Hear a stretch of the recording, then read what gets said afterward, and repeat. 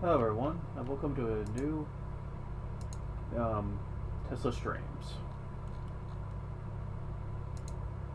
So, damn it, if I can get to it.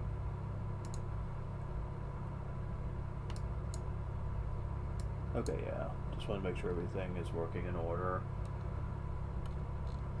Now, this is a game that I actually have a big history of.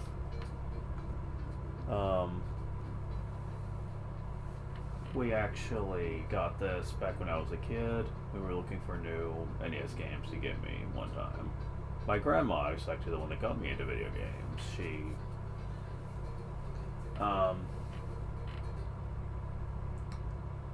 actually was always looking for games that I could be into, since as a kid she wanted me to be involved in a hobby that would improve my motor skills. My motor skills were really bad as a kid, and she was looking for any way she could find to improve them. So she was constantly looking for games to keep me interested. Since as time went on, she did notice that it was helping. Me playing video games with my hands was causing my motor skills to improve. Well, Startropics was one of those games. She didn't know much about it, aside from the fact that it was a tropical style game, and really, we weren't exactly fussy about what the video game was, as long as it looked fun, and the box art, and later on, what we found in the box was very fascinating to us, because it came with this little letter that you could actually dip into a thing of water, and then when you take it out, it will show you a secret message, which to us was one of the coolest things ever. The fact that a video game was actually making us feel smart for actually doing something clever like that, to help out later in the game. Later on, the game would be criticized for this, however, because it was necessary to beat the game, and not every person who got this game actually got it with everything it came with. So if you didn't get that letter, then you were kind of screwed in a later chapter. Now, we didn't notice this when we first played the game, but this game basically borrowed the save system from the first Legend of Zelda. We hadn't played the original Legend of Zelda for a long time after this, but we did later figure that out. It was pretty neat.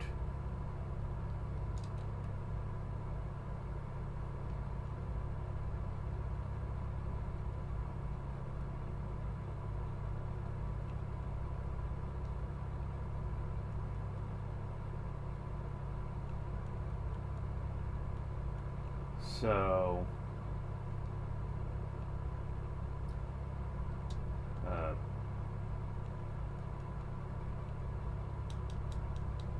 oh right, I need to change the controls back, don't I? Because for the NES games, the controls are all over the place, so I usually have to change them for this. Yeah.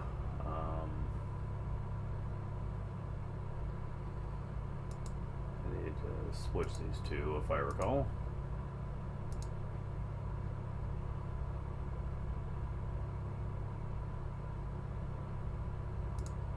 And I don't need these to be turbo at all for this game, certainly.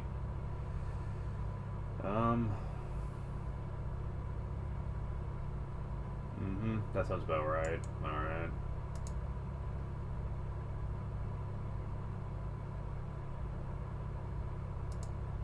Yeah, sounds about right.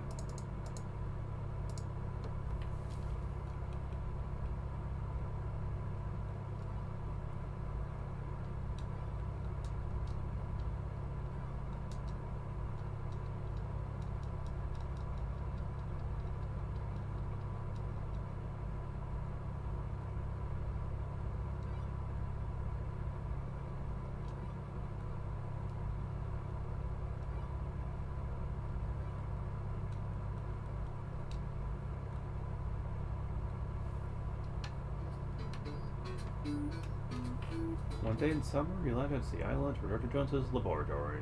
Prelude. So this game is very interesting. Like, unlike other NES games where you are basically either going left or right, or in the case of Zelda, where you just have one blank overworld that you just kind of explore and try to find stuff. Zelda is something I consider for the channel, but here's the thing about that.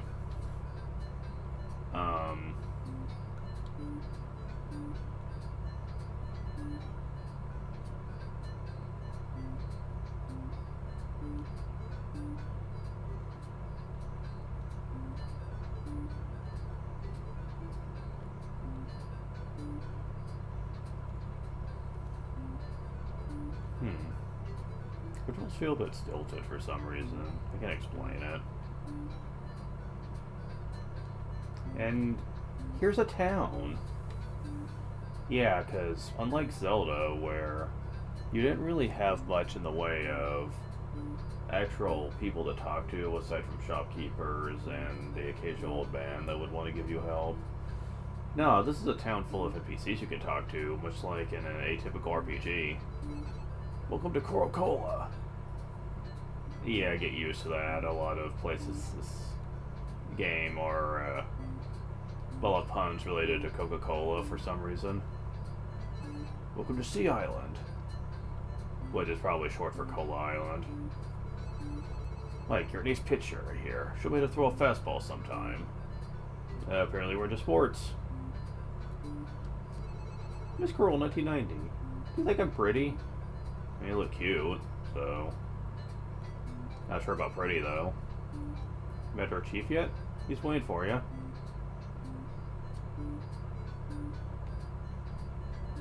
Mike, your uncle told me about you. I feel like we were old friends. Uncle Dr. Jones is so nice. We call him Dr. J. Well, let's speak about Dr. J. He's very busy solving some strange puzzle. Dr. Jones, huh? He's an explorer. Yeah, you find out very quickly that the people who made this game were also big fans of Indiana Jones, too. What to hurry? There was to pick for your welcome party. Oof. Oh, sorry, pig. He just shows his butt to us. Average action. Where do you come from? Americola? Wow. Blatant xenophobia, why not? Who are you? Stay away from here. Fine, jerk. Jeez. Where'd you coming? Wanna go fishing? Not right now. We're busy trying to talk to people. Slowly gazed up at the Southern Cross. Suddenly I saw many shooting stars. Let's say shooting stars are omens of disaster. Oh me, oh my.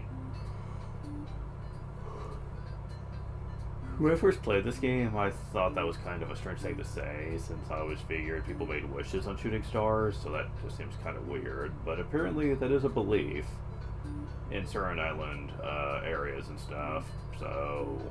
Huh, alright. Oh, you look special. What'd you for you? I'm Chief Coca-Cola, good friend of your uncle. This is Mike. Some bad news. Last night, tried to be too upset, but your uncle, Dr. Jones, has been abducted. Let's keep this from the islanders so they don't panic. Controller problems already starting. You're the best tool person, Dr. Jones. Know what to do. Can you help? Good. You're brave. It's a solid yo-yo. You think this yo-yo is just a toy, but it's very powerful. Mike, you're an ace pitcher. Use it. Which is weird, since ace pitchers are usually good with playing baseball, not using a yo-yo, but whatever.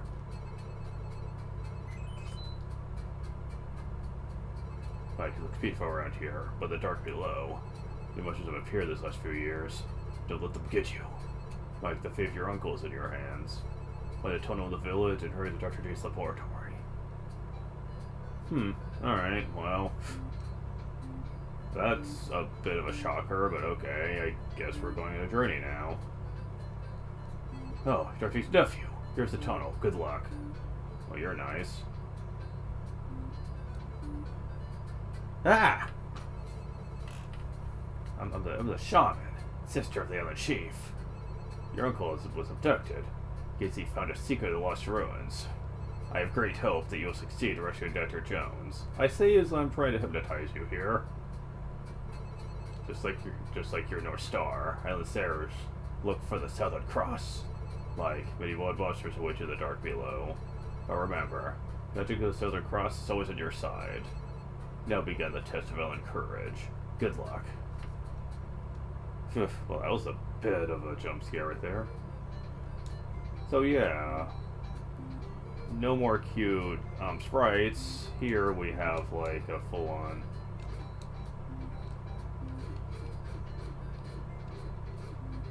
Oh, really? Are you serious?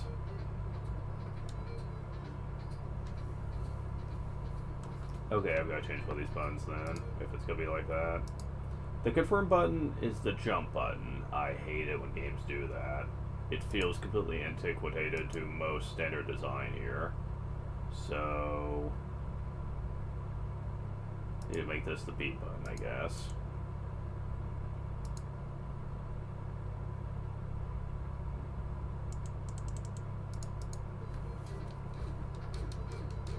Yeah, that feels a bit better to me.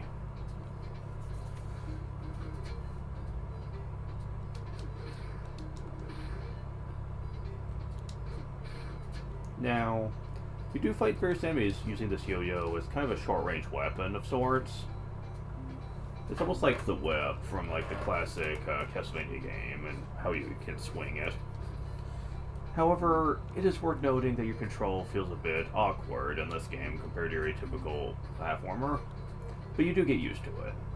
Basically, you move in 4 basic directions, but as you can see, I'm turning but not moving. You need to double press to make a movement, actually, or just hold a button for him to just kind of move in that direction. However, in order to change direction, you do have to press up to 2 button commands. So, precise movement can be a bit tricky, and the game will test you on this later on how good you are at it. For the most part, though, I don't think it's as bad as some people really make it out to be. This game ought to have got a sequel where the controls were changed to be more casual, and I'm not a big fan of it, and I'll get to why when I play that game. But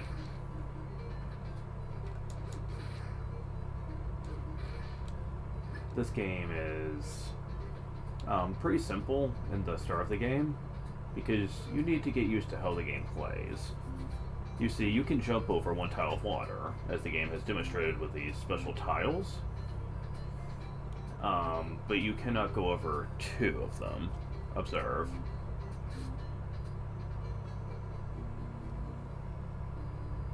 So don't do that. Only if they're 1 tile wide. You also get stars. Every five stars you get a heart back. On rare occasions, enemies will drop hearts outright, but don't count on it. It's a very rare thing, and really, the game doesn't try to be too nice when it comes to that. These mice and creatures, unlike the slugs, take 2 hits to kill. Keep that in mind. Now, unlike the whip from Castlevania, you can kind of do rapid attacks with a yo-yo very quickly if you hit an enemy. So, in some cases, that actually makes it more effective than that. Oh, I see it's rare, and they just gave me one. Good old game's trying to spite me.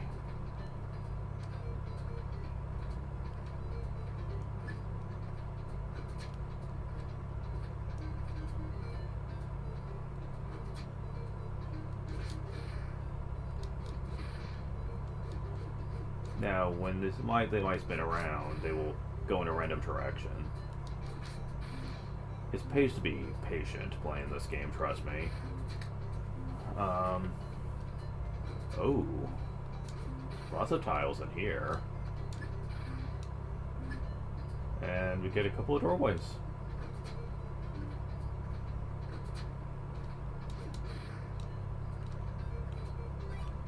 Now, if you have 4 stars and you're at full health, you do not want to pick up stars until you're hurt.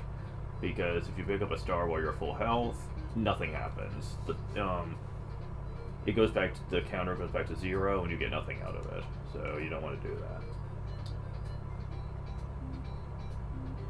Now, keep in mind, if there's a tile right in front of you, but no water, you automatically can jump on the tile.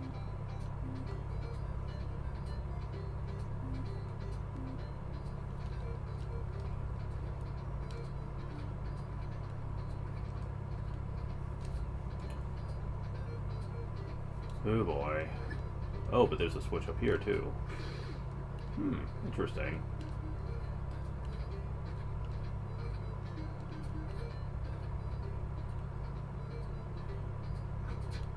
We get that. But they're easily dispatched. And the room is in the face of a skull. The bat's movements can be a bit erratic at times. When they stand still, you might want to do something about that. You also want to check tiles in the room. Okay, that was just clumsy of me.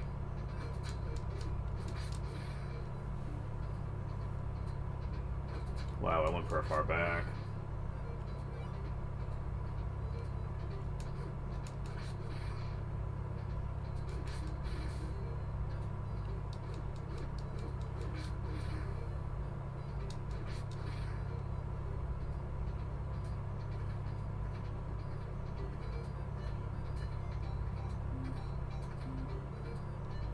Yeah, I'm probably gonna have to stop for now, because the controller keeps going in and out, and nowadays I know what that means.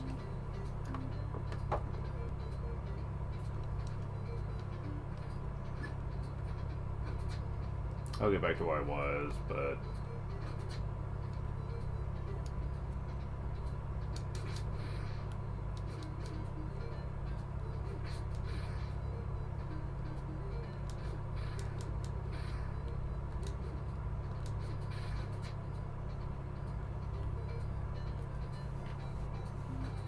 So yeah, I'm just probably gonna have to stop for now, because the controller isn't set part of it.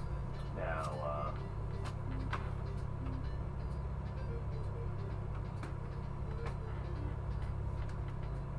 there's a control, there's a plug over here.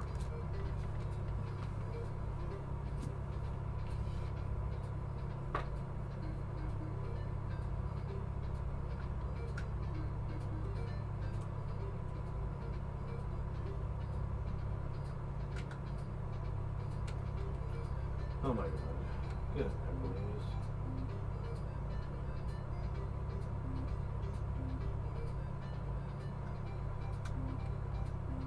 There we go.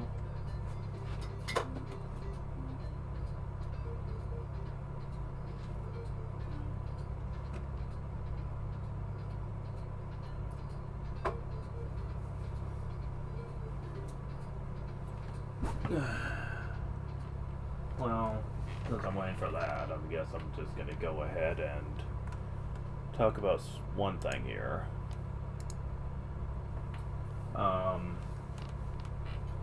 I am not exactly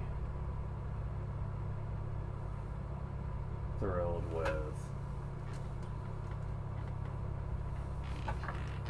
my experience with my Inviting Blade as so far. And I am probably gonna cheese the game a lot at this point.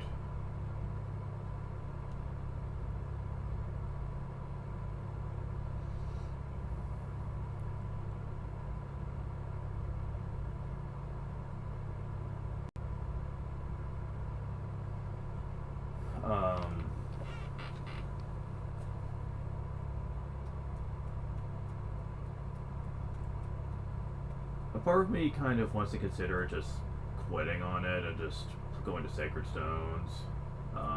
I do want to show up the story for it, but I don't know.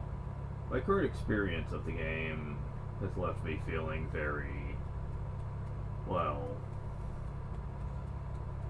irritated, and I'm finding every excuse to try to just stay away from it. And even though I said I want to go back to it and finish it up, I don't know. I almost didn't want to get up this morning for the sole reason of knowing what I'd be waking up to. I'm not even kidding about that. I am not looking forward to it that much.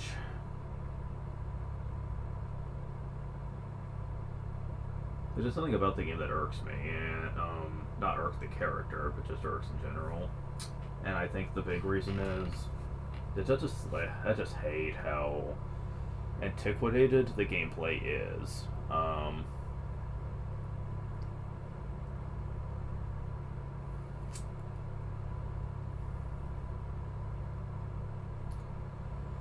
It's not as bad as some of the older entries, sure, but compared to a lot of the games I'm used to, especially nowadays, it just feels really rough around the edges, and I hate how long it takes to get through certain maps. You've seen some of that already. I hate how annoying some of the requirements are for recruitments, as well as just getting the chest sometimes.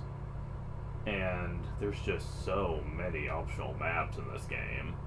We've seen like 3 or 4 already, but there's so many more, and it just drags the game out. And if you want the full experience, you have to do them all. Like, you can't access certain maps unless you've like done all the guided ones. So it just adds so much to the game. I didn't realize that until I looked at the chapter list. I was like, how many are left? Fuck. I was like, well, that kind of makes up for the short amount of main chapters, I guess. If you're doing all the guided maps too, that equates to about 33 or so. I mean, sure, Blazing Sword had guided maps too, but not that many. Especially if you were not doing the Kashuna maps. Like, seriously, there weren't that many. And I just don't want to go through all that. I don't. Like, it just drags and drags, and I am not a big fan of the game in the first place. I feel like I'd just be putting myself through a lot of shit. Doesn't help that I really want to get to the games I love so much.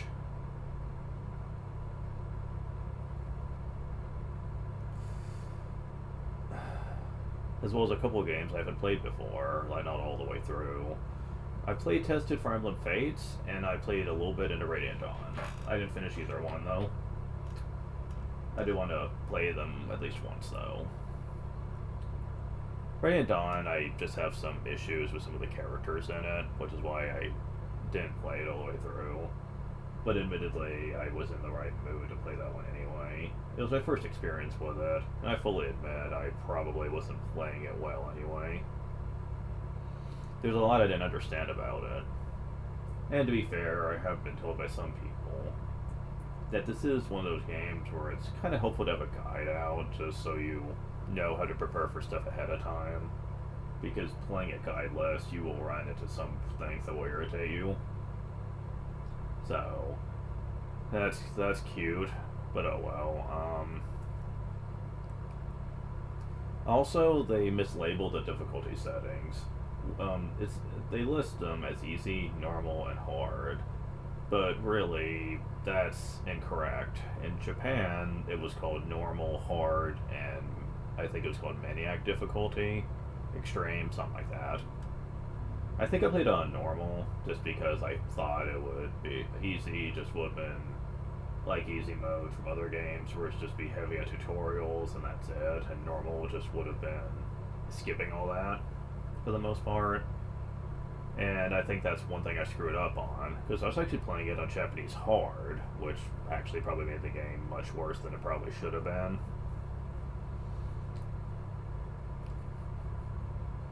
So, knowing that nowadays, I'm probably going to be able to handle it much easier.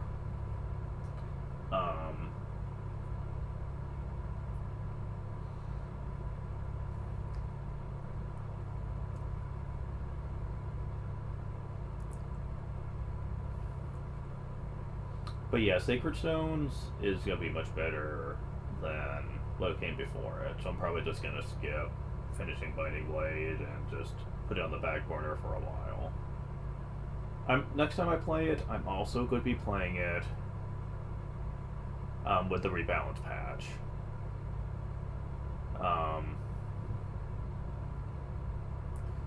Not the rebalance one by Manx. He changed a little too many things that I don't agree with, but there is a rebalanced one done by I forget.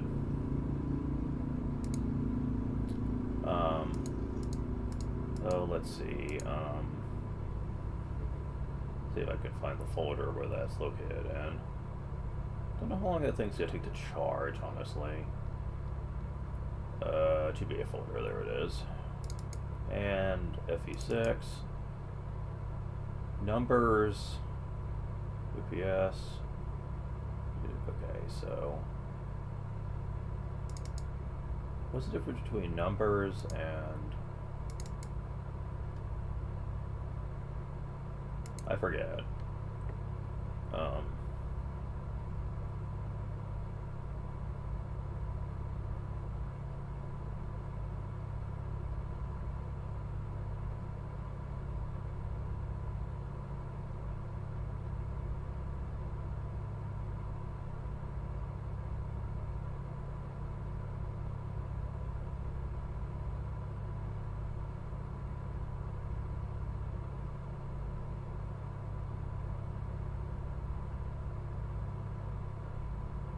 Yeah, next time I'm also going to be playing it with fixed mode rather than random growth, just because I think that more characters are going to be easier to use. Plus, I won't have to reset RNG near as often, which will make playing through it much easier anyway.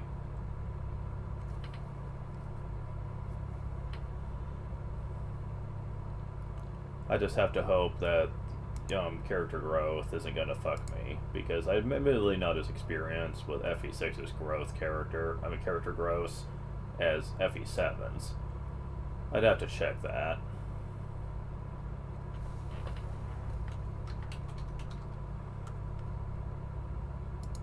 Okay, so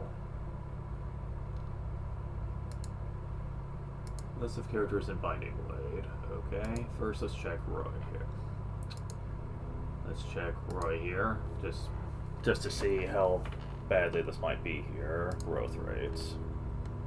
Oh, actually, he's respectably good across the board, actually. Only defense and res are a bit on the low end.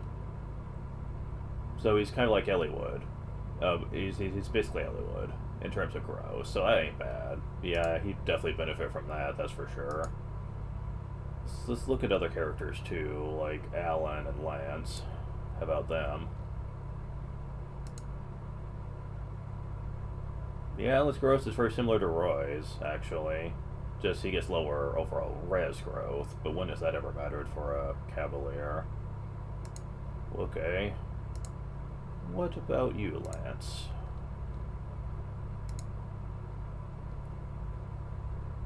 Pretty comparable, yeah. Walt. Okay, there we go. Again, pretty solid growth across the board. Jeez.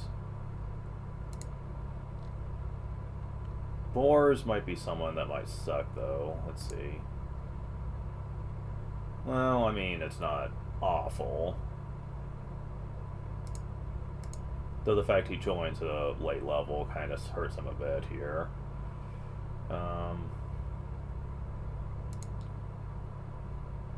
Dyak. The mercenary, basically. Growth rates?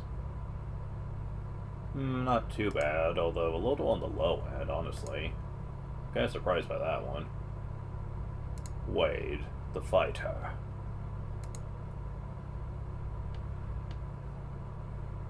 So, high strength and high skill, low overall speed growth, but high luck growth. Interesting.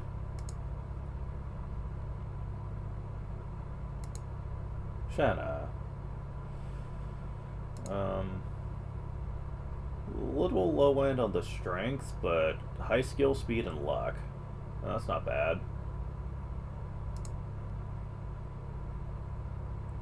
Also, if I'm going to be playing the game again, I'm going to be getting them max level as soon as possible. That's true, especially if I'm doing fixed growth, because I want to make sure that they don't underperform in later maps. Again, I'm not really used to this yet, so... Okay, let's see. See what Luke is like here. Yeah. All the major stats, basically everything, but defense is either 30% or higher, and it's actually very good. Rutger, yeah, he's a Myrmidon, so I can kind of already guess what his stats are going to be like. Yeah, basically. Standard gross for a Myrmidon. I really hope Sue's gross are good. They're pretty respectable, yeah.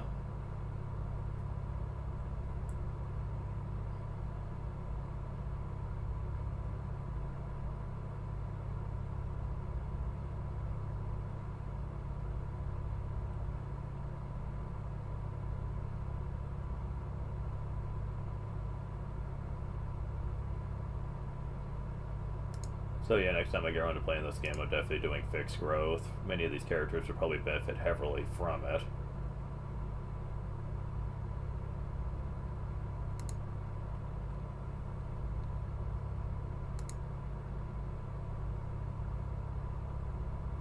Lelena especially, since she gets basically high magic growth, probably more so than... She gets higher strength slash magic growth than anyone else in the whole game at a 75% growth rate. So in many levels, she'd be guaranteed a magic stat up then.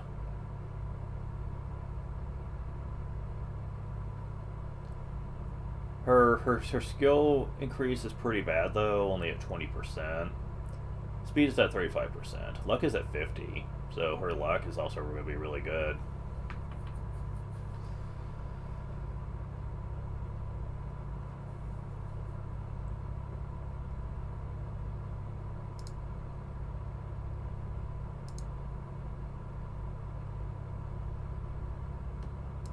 Now, Gwendolyn, people say, is really good in terms of her growth rates.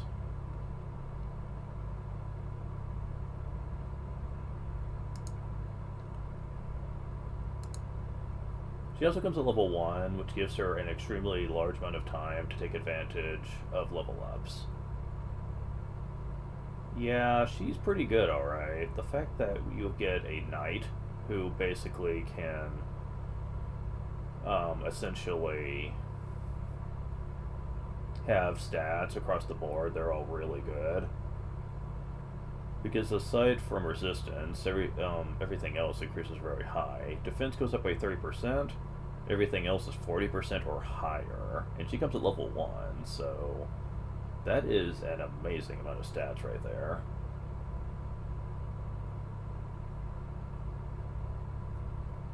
As a matter of fact, doing the math in my head, she's pretty much going to be guaranteed to max out everything but luck, defense, and res by the time she finishes.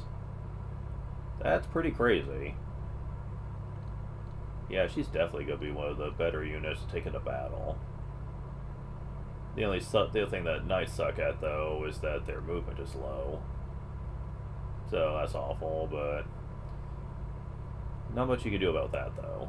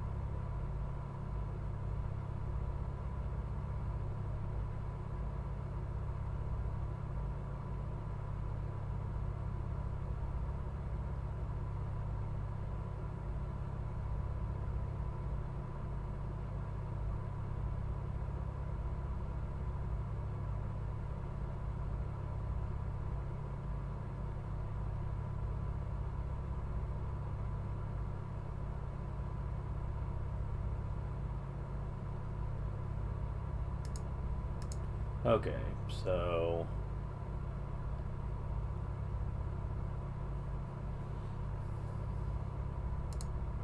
let's look at fur here in terms of growth rates. Ooh, lower overall strength compared to Rutgers, but raises high in about every other area. Uh-huh. That kind of sucks.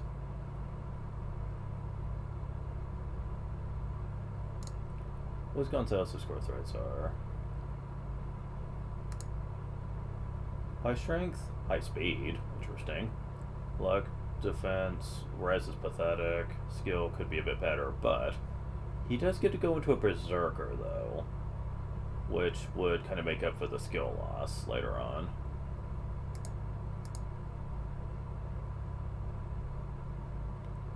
Of course, Geese the pirate can also do that, so I mean, I wouldn't mind having two, especially for this game where enemies get pretty rough to beat later on. Having a high crit unit would be very useful. Especially since, back in Fire Emblem 6, the crit bonus from both Swordmasters and Berserkers was actually, I believe, 30%? I'm trying to remember.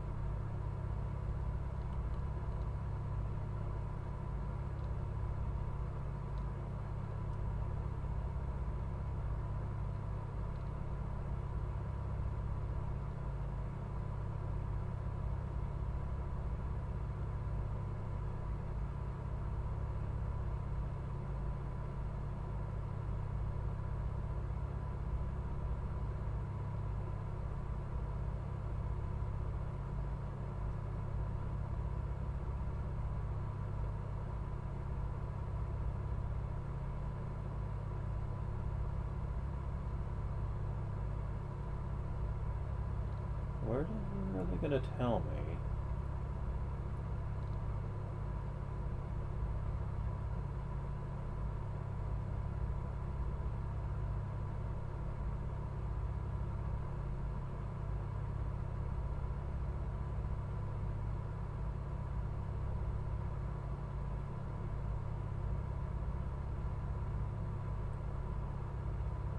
Yeah, 30% instead of 15. That would be for the next two games.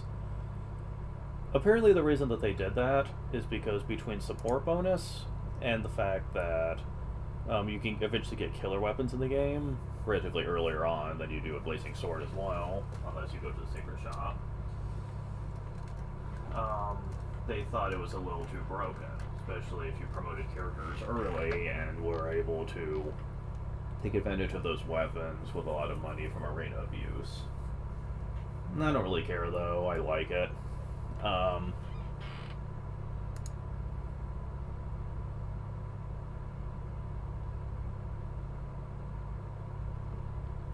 So yeah. So because of that, Swordmasters and Berserkers are extremely viable units. Easily some of the best ones until Roy gets his promotion way later.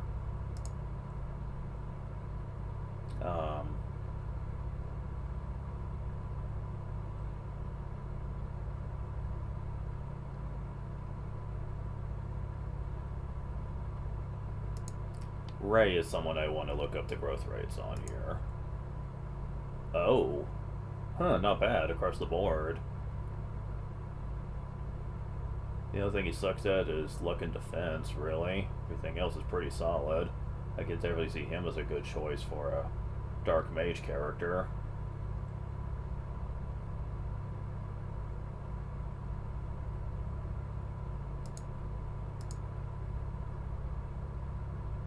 Honestly, at that point, I'd pretty much be done trying to... Well, there's my Melody as well as a Wyvern Rider. Let's see what you're like. Yep, really good across the board. I can't say I'm surprised by that. Although your defense really should be better. Your defense growth. That's odd. But yeah, pretty good overall potential there. Aside from that, though, I'd pretty much be just ready to move on from that.